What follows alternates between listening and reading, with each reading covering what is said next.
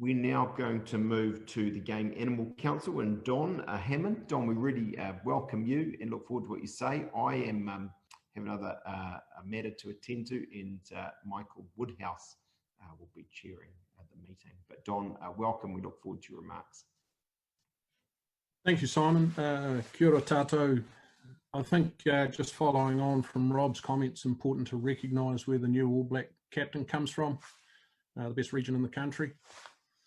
Just to go on record. But firstly, from a Game Animal Council perspective, we're a statutory organisation. And I think it's important for us all to recognise the whole hunting sector recognises the incredible work that our essential services have done over the last 4 to 6 weeks. It's been a tough time for everybody, but even tougher for those people. And I think all hunters would like to acknowledge that.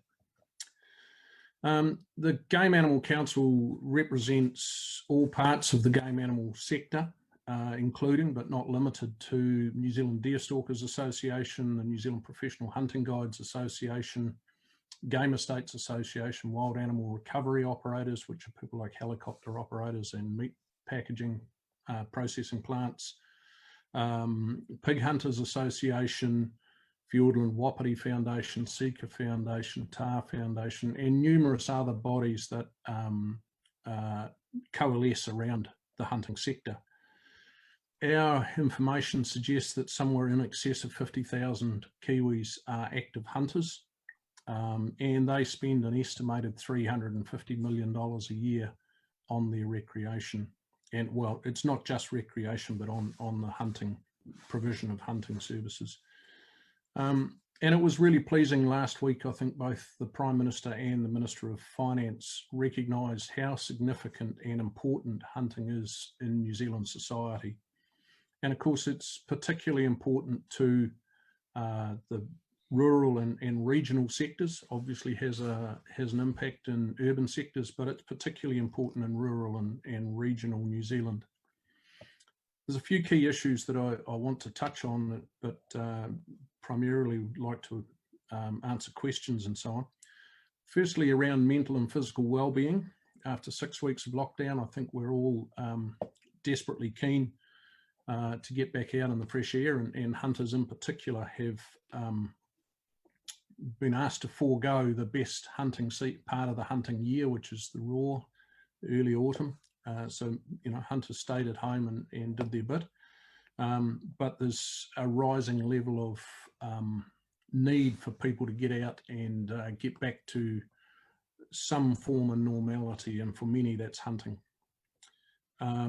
Restarting hunting also has very clear commercial benefits, particularly to the retail sector. I refer to that level of spend within New Zealand. Most of that is people buying equipment and clothing and travelling, but also that will help to contribute to the restart of the domestic tourism sector, which we've all heard a lot about. In the tourism sector, we also have the overseas hunters that come to New Zealand, and clearly they can't come for some time, but our plea to government is to allow those very, very high value hunters that come from overseas to come back to New Zealand as soon as it is safe to do so. New Zealand's a premier destination for those hunters. They are almost without exception high net worth individuals. They spend a lot of money for very little impact, and it's something that does employ quite a few people, particularly in areas like Queenstown and Wanaka and other parts of the country. Can't lose sight of how significant putting food on the table is to the hunting sector, and Bob Goodsall from the fishing people were talking about that before. Significant parts of New Zealand, Northland, Whairāwhiti, places like that, local people either go fishing or they go hunting to put protein on the table. Those that live in urban areas perhaps are a bit disconnected from that understanding, but it is critically important that those people are able to get back out and do those things and provide for their families. And unfortunately, with the rising level of unemployment, there is an increasing burden put on whānau in those regional areas to support their urban whānau with food, pork, that they've managed to catch in the bush, or venison or fish or whatever. So it is increasingly important that those people can legitimately get it back out there and hunt and fish. Part of that is the need to access the public conservation estate, which is still pretty much off limits. Our plea is that under level 2, the conservation estate is opened up to outdoor recreation, be it hunting, fishing or tramping and those sorts of things, within the safety guidelines, tracing, those sorts of things that the health officials provide for us. But associated with that is also the freeing up of domestic travel. Kiwis need to be able to travel from their home to their favourite hunting place. Kiwis generally, as hunters, are in very small groups, 1, 2, 3 people. It's not as though we're talking large groups of people, and many of those are already within their bubble. So there is very, very little risk of, or increasing the risk of any sort of transmission of the virus if it's still present. We really need very clear guidelines around easing those travel restrictions. As we moved into level 4 and back to level 3, there was some considerable confusion about what was allowed and what wasn't allowed. And of course, people quite often hear the message they want to hear rather than the actual message. So it's really critical that those messages are clear, they're concise, and most importantly, delivered early. If we are fortunate enough to go to level 2 next week, and I think many people are anticipating that, next weekend, the hills will be alive with the sound of people hunting, because so many people are desperate to get out there. So if we don't start telling them now how far they can go, or how many people are allowed, or what the restrictions are, then we're just going to create chaos.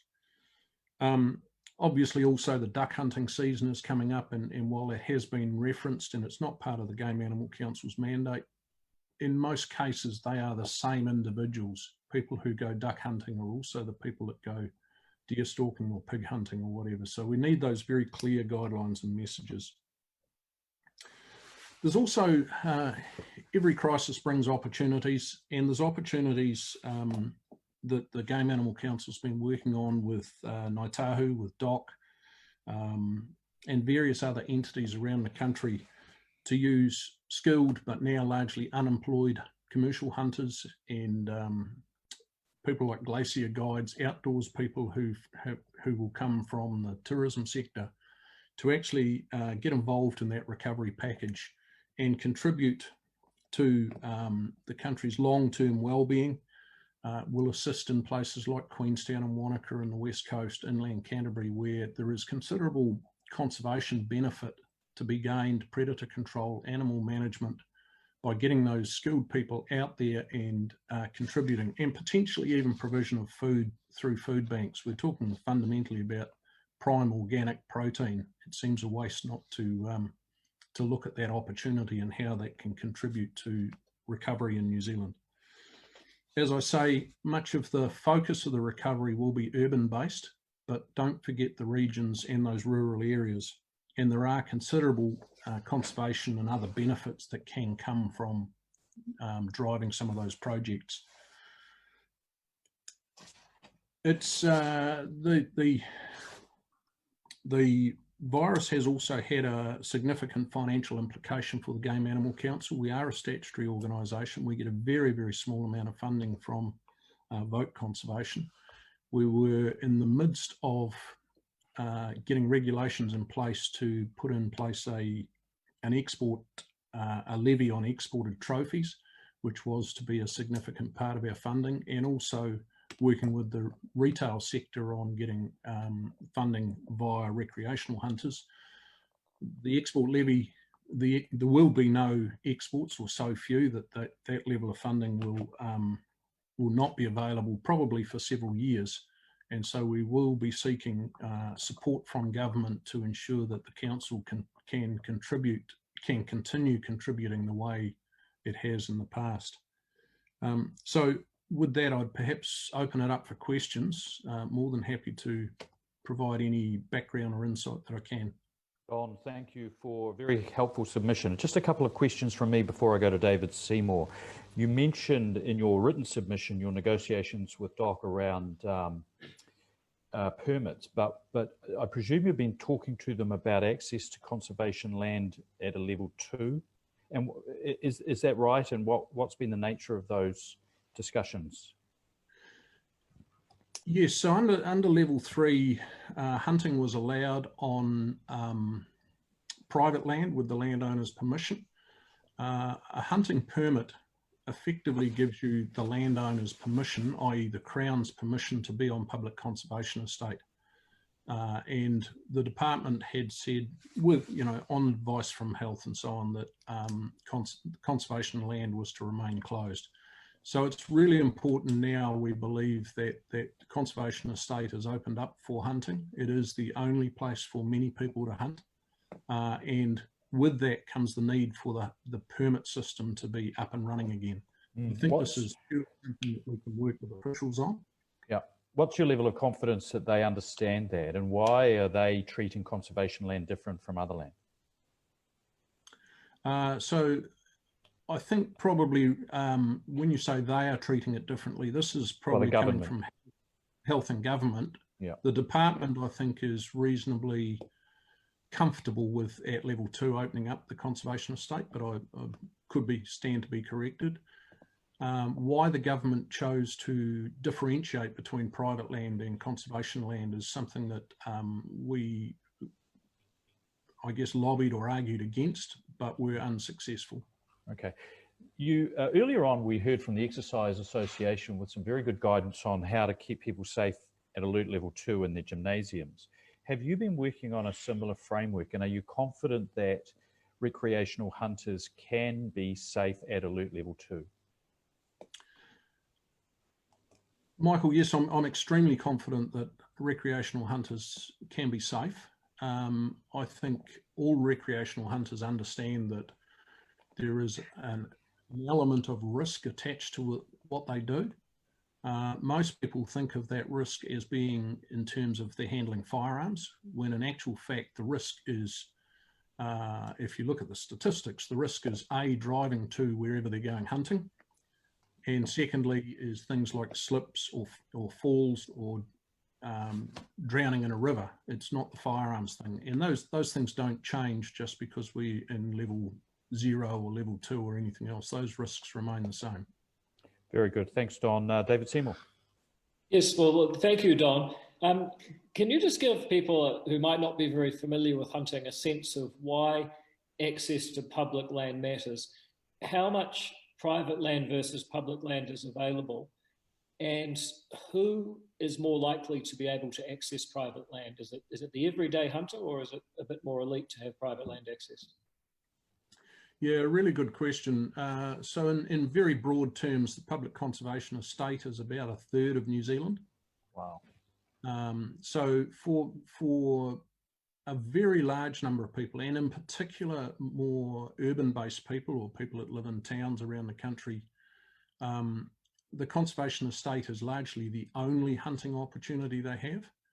The private land, obviously there's a lot of farmland and so on, some of which has few, if any, hunting opportunity. Whereas, many of those private landowners are hunters in their own right, or so they allow their family or themselves or their workers, maybe if the odd friend. But if you live in Hamilton or Auckland or Ashburton, you don't have access to any of that. So unless the public conservation estate is opened up, then those people will continue not to have access to hunting. So a ban on hunting on public land is really a ban on hunting for the average bloke or blokeess. Absolutely. Can I just ask about one objection that was raised was that if it was not allowed for people to go on multi-night trips, they wouldn't travel very far. You'd get a lot of people in a small area, and obviously with hunting that can create danger. 2 questions: can that be managed? And do you know if the proposition for level 2 is for multi-night hunting trips? So if I can answer the second question first, I don't know any what any proposals are around what level 2 looks like at this stage. Hence my earlier plea that we get that information early. Would multi-night trips be valuable?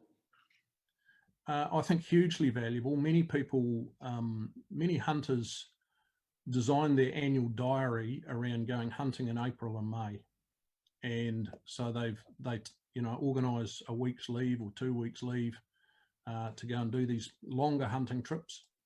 And they utilise helicopters, so the decision are needed around access to helicopters. Are you allowed more than the pilot in the helicopter because of proximity?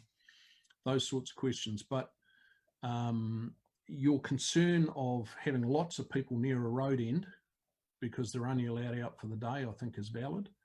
And to be fair, I don't see any risk in 2 or 3 or maybe even 4 people going on a 3 or 4 day trip, 5 day trip.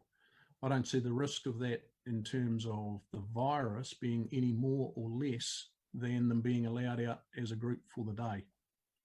One objection was that people going hunting would put a demand on search and rescue because at a critical time, people might get lost in the bush and have to be rescued. Is that something that you've considered, that people get lost and require rescuing or get injured hunting compared with other activities?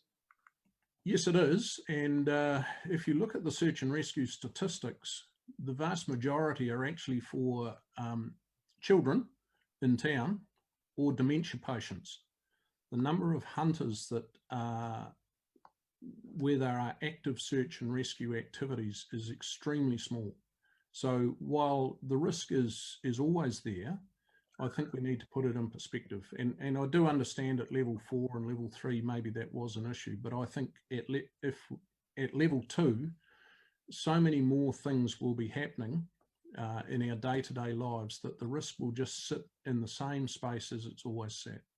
Thank you. Just one second to last question from me. You're a statutory body established by Parliament to oversee hunting in New Zealand. Can you just get clear for us, has MB, who are responsible for setting the alert level rules, had an open dialogue with you where you've been able to co-create or cooperate to create the rules with them? Directly, no, we've had no contact with MB. All right. Finally, and in light of that, I know from literally thousands of contacts over the last 12, 14 months, people in the hunting community have been quite upset over issues we won't go into here.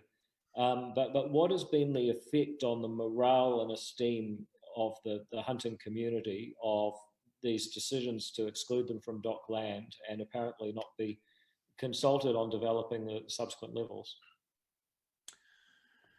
You raise a couple of really good points, David. I think the hunting sector is feeling somewhat under the that's a bad choice of words, isn't it? Is feeling somewhat pressured. Under the pump, was what I was going to say. That's the word. Under the pump because of all of these things that have been happening. I'm actually immensely proud of the way hunters have reacted to the lockdown. As I noted earlier, this is the peak.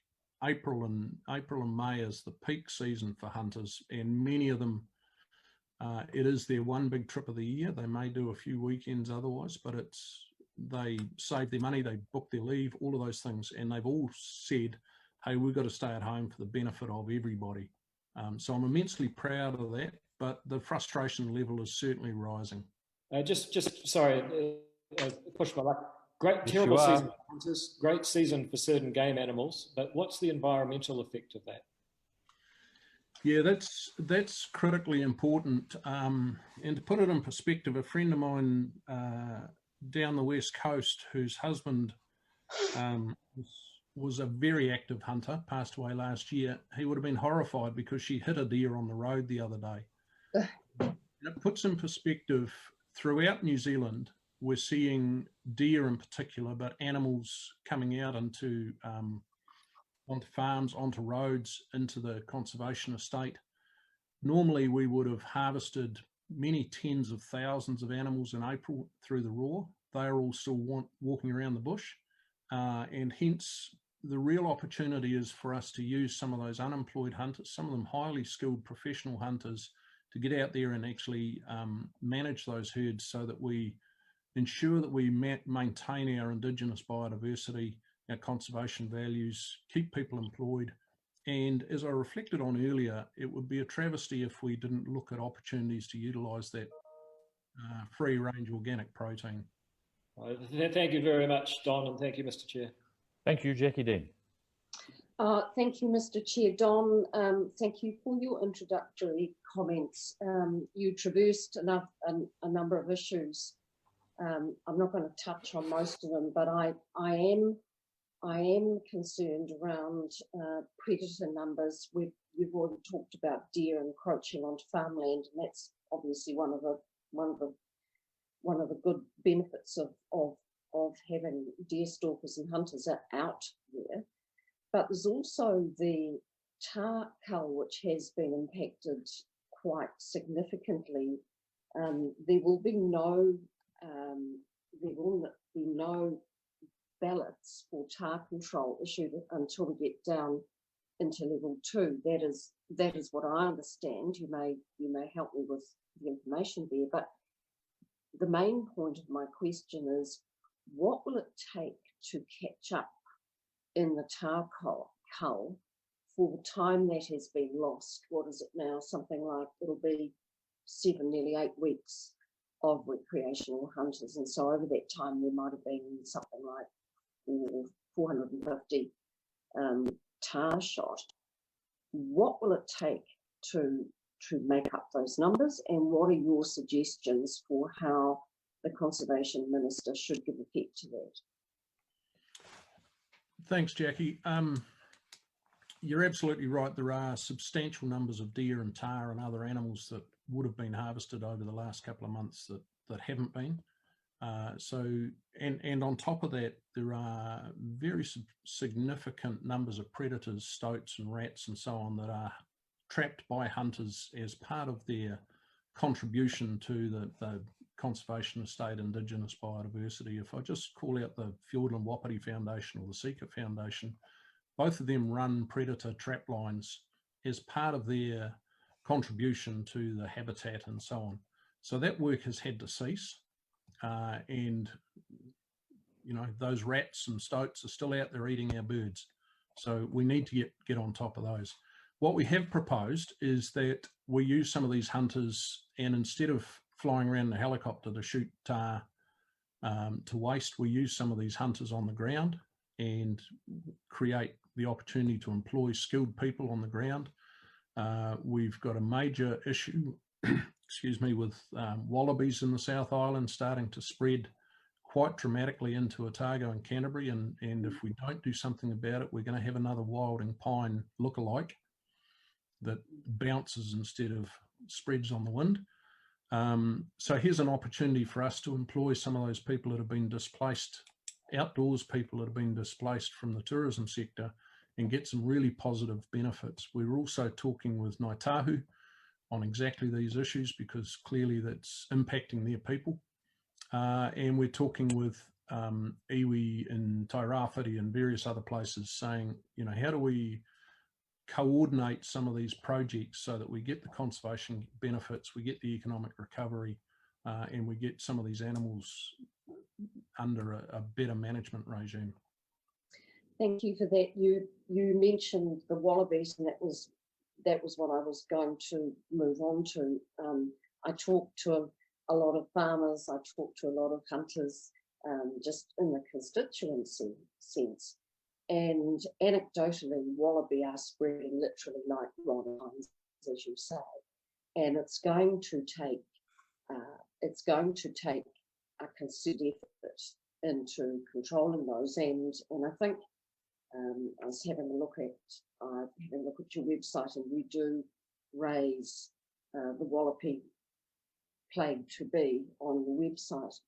What engagement have you had with the minister, your minister, around the opportunities for recreational and commercial hunters to get on top of these problems?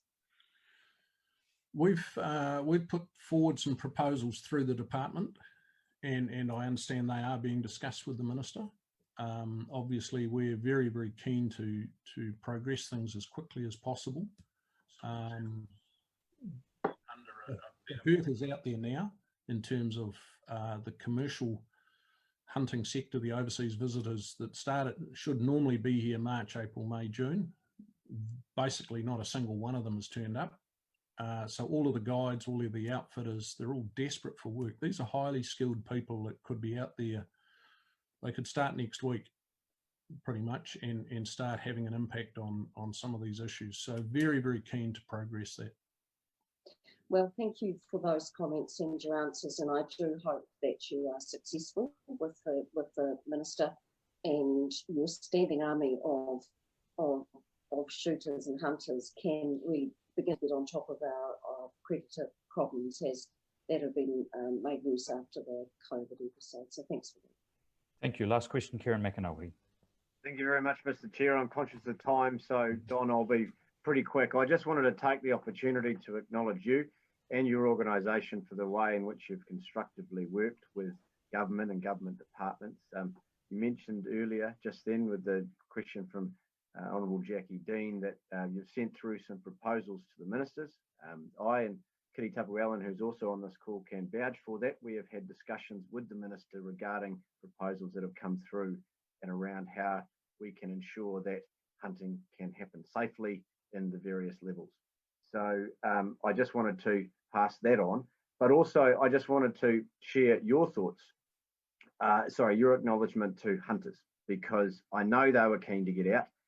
I was keen to get out myself, but we couldn't. And the fact that they were desperate to get out but didn't tells part of this broader story about the sacrifices that New Zealanders have made in order to get where we are now. So through your organisation, may I take this opportunity to acknowledge that.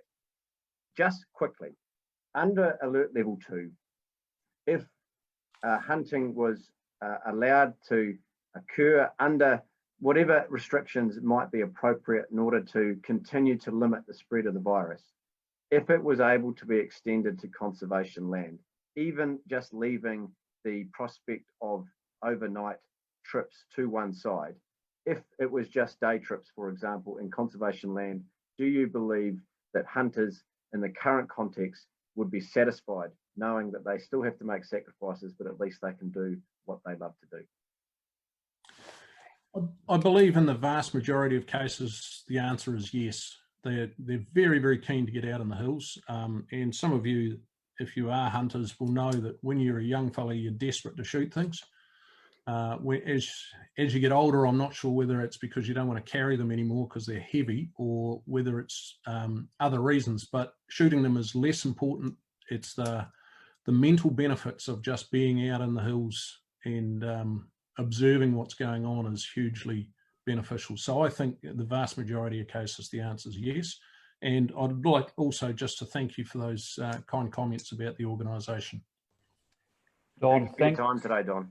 Thanks for your time, yeah. And look, I wish you all the very best in getting out enjoying what is a fantastic recreation for tens of thousands of New Zealanders.